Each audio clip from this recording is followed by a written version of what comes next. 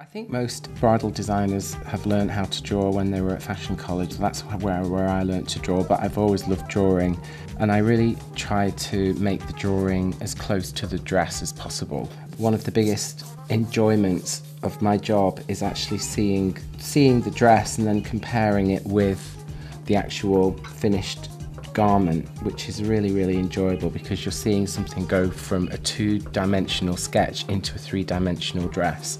I've always had different directions and lots of ideas for each collection. I think my gowns are probably now more wearable than they used to be. I've tried to keep the theatrical element but still concentrate more on how to make the body look fabulous, how to make the figure look fabulous, where the dress it's bulky in the right places but it's still enhancing the waistline, it's enhancing the neckline and giving the girls the shape that they desire without being too bulky and without covering them up too much.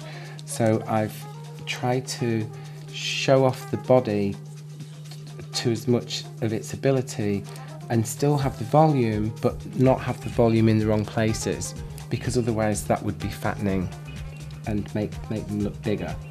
That's something that I've learned over time.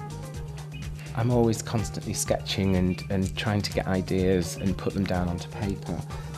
In the olden days, in the 50s and the 40s, people would actually buy their garments from a sketch. So in fashion, sketches were before photography, and in the old magazines, there was no photography, and you had fashion plates. People didn't photograph their collections, they would illustrate them, and that's what would be published in magazines. So obviously with this dress, the dress has already been made, so I already know how to draw it because it's from the latest collection.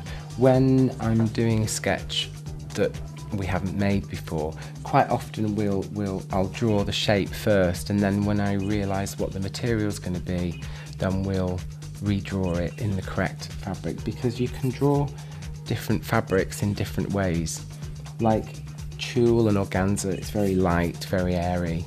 So with tulle you'll do like crisscrosses, which shows it has holes in it, basically, and it's very sheer. So certain fabrics you can draw in different ways, and that's basically it. Final finished sketch. Do you want me to sign it? Yeah.